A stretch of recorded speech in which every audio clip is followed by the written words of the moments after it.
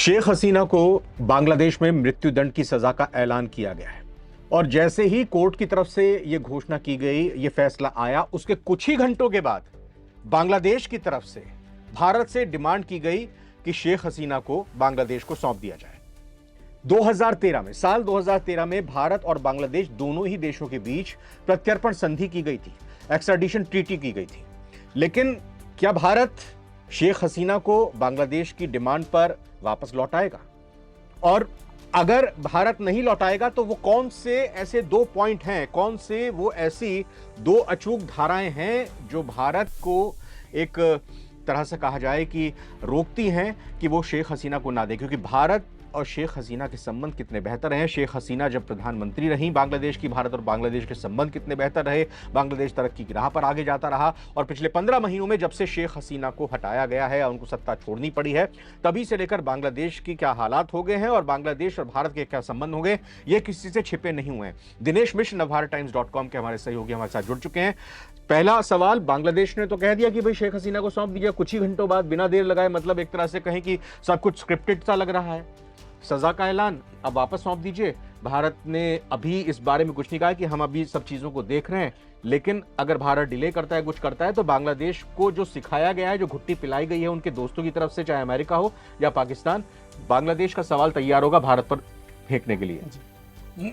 जैसे भारतीय विदेश मंत्रालय ने भी कहा है कि बांग्लादेश के लोगों के सर्वोत्तम हितों के लिए हम प्रतिबद्ध हैं। एक बड़ी छोटी सी बात बोली, लेकिन बांग्लादेश के लोगों के लिए सर्वोत्तम हितों के, ये जो हित है वो किस तरह के हित है, ये बड़ी चीज है। तो ये एक बहुत सधा हुआ और मतलब बहुत सुलझा हुआ बयान है, क्योंकि भारत बांग्लादेश आज से नहीं, 71 की जंग। भारत ने जो जवाब दिया है उसमें बांग्लादेश की शेख हसीना को वापस भेजने की डिमांड के बारे में कुछ नहीं कहा गया है। उसमें यही लिखा गया है कि भारत प्रतिबद्ध है बांग्लादेश के लोगों के लिए। हाँ, लोकतंत्र चाहिए, समावेशी की बात की और स्थिरता की बात की, भारत ने बात की। हाँ। तो मतलब कुल मिला के उसका एक दूरगामी संदेश ये है कि अभी वहाँ पे बांग्लादेश में एक स्थिर सरकार नहीं है। तो ऐसे में वहाँ ना तो लोकतंत्र है और ना ही स्थिरता है। तो एक दृष्टि से एक मैसेज है कि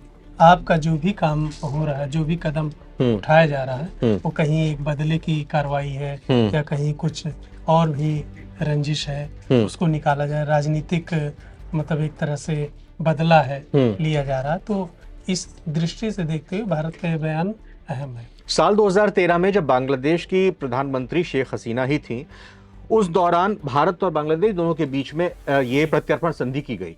वैसे तो ये प्रत्यर्पण संधि कई देशों के साथ भी की जाती है, लेकिन भारत और बांग्लादेश का बॉर्डर मिला हुआ है। इसका मकसद और इसका मतलब यही होता है कि अगर आपके देश में अपराध करके कोई भी शख्स दूसरे देश में चला जाता है, तो दोनों देशों के बीच में अगर प्रत्यर्पण संधि है तो वो डिमांड कर सकता है और उसको सौंपना पड़ेगा, वो बाध्य होगा।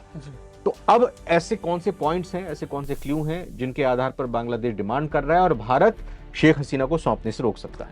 हाँ, अब देखिए, सबसे बड़ी चीज ये है कि मृत्यु दंड के मामले में जितने भी एक्सपर्ट से हमने बात की, राय मौत की सजा, फांसी की सजा, जो भी इस तरह की सजाएं हैं, उसमें पहली बात तो ये कि फिजिकली अपीयरेंस होना जरूरी है, अगले का भी पक्ष सुना जाना जरूरी है। ये हम दोनों के देशों की ट्रीटी में है या फिर ये इंटरनेशनल? मतलब एक अच्छा, इंटरनेशनल, ये इंटरनेशनल लॉ है। हाँ, लॉ है, और कि मतलब ऐसे ही आप एक तरफा फैसला सुना के तो बड़ा पॉइंट है, यानी कि मतलब आप जो है बिना किसी पक्ष को सुने हुए, जिसके ऊपर आपने फांसी का आरोप लगाया है, जिसको आप दोषी, इस बात को उठाया ओके, कि मैं हमारा पक्ष, ठीक है।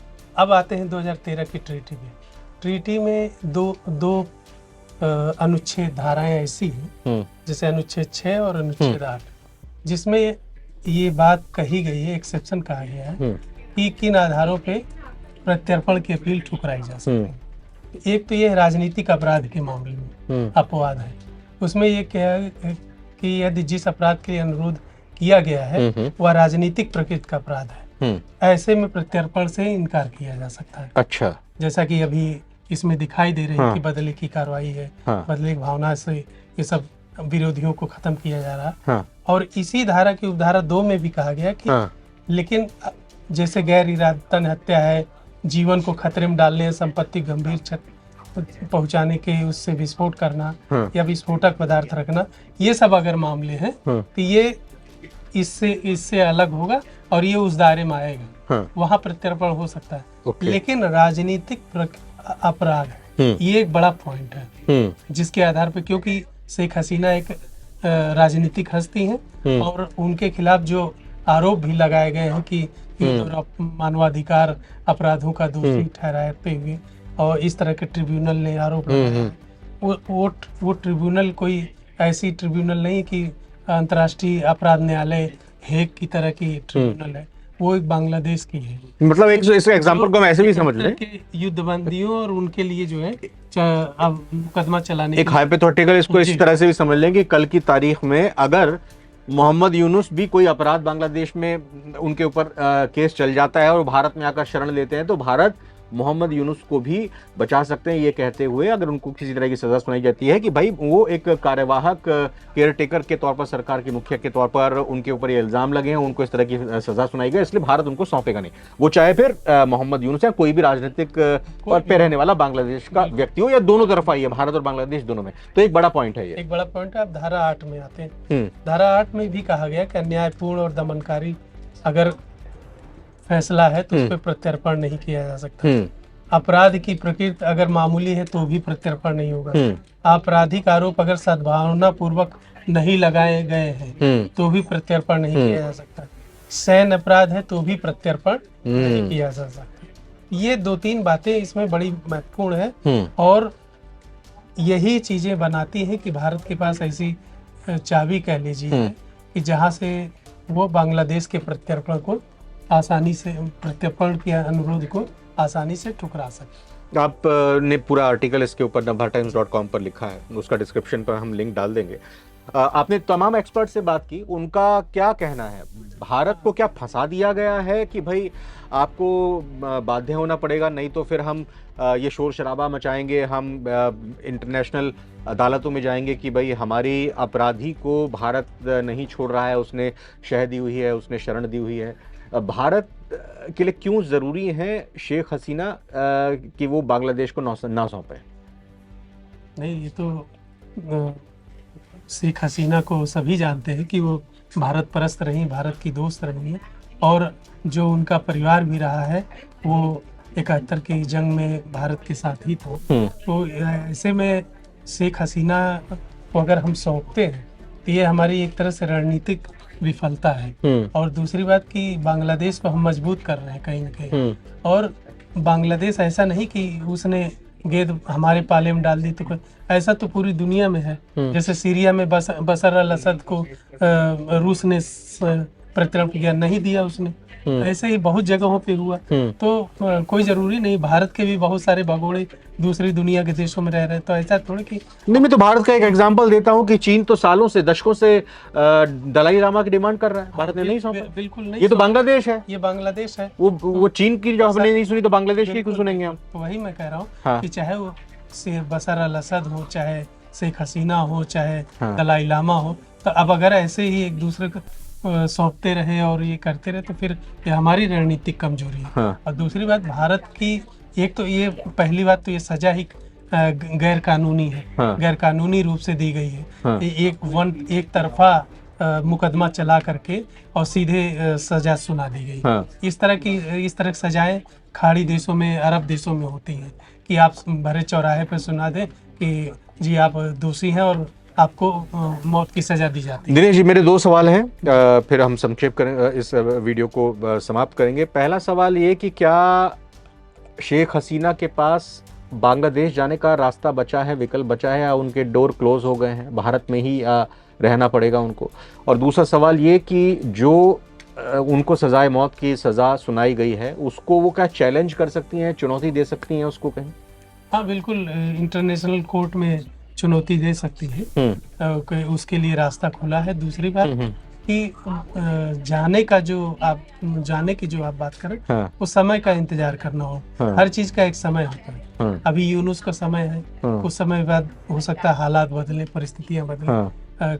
ऊंट किस करवट बैठता है, ये देखना होगा। मुझे एक चीज और लगती है इसमें दिनेश जी कि भाई आपने फरवरी में चुनावों का ऐलान तो कर दिया मोहम्मद यूनुस ने, ये भी कह दिया कि हम जो है रेफरेंडम कराएंगे। जो स्टूडेंट्स की मांग थी, जिस बात को लेकर आंदोलन हुआ था कि भाई हमारे देश के संविधान में बदलाव लाना चाहिए, यूनुस ने अच्छी अच्छी बातें तो कह दी, लेकिन कहीं ना कहीं वो इस बात की आड़ में कि भाई हमने शेख हसीना को जिम्मेदार माना, दोषी माना, उनके खिलाफ सजा का ऐलान किया, भारत हमें सौंप नहीं रहा है, कुछ डिस्टर्बेंसेस होंगी, अवामी लीग जो पार्टी है शेख हसीना की, उसको चुनाव लड़ने से बैन कर दिया गया है, लेकिन वहां पर उनका कैडर, उनके अभी कार्यकर्ता मौजूद हैं। हमने फैसले के बाद देखा भी कि उनकी भीड़ वहां पर उतरी, उन्होंने भी अपना तरीके से प्रदर्शन किया, तो एक डिस्टर्बेंस की स्थिति रहेगी। मोहम्मद यूनुस को और क्या चाहिए, कुर्सी से बने रहेंगे, चिपके रहेंगे, ये पूरा ऐसा ही लगता है मामला। ये जैसे पाकिस्तान में होता है कि कभी इमरान खान को बैन कर दिया जाता है, कभी उनको नवाज शरीफ को बैन कर दिया जाता है, कभी परवेज मुशर्रफ को बैन कर दिया जाता है, और ये लोग विदेश में भागते रहते हैं, लंदन में कहीं शरण लिए हुए, कहीं कहीं, फिर मौका दे करके वो आते हैं, चुनाव लड़ते हैं और जीतते। तो इसी तरह के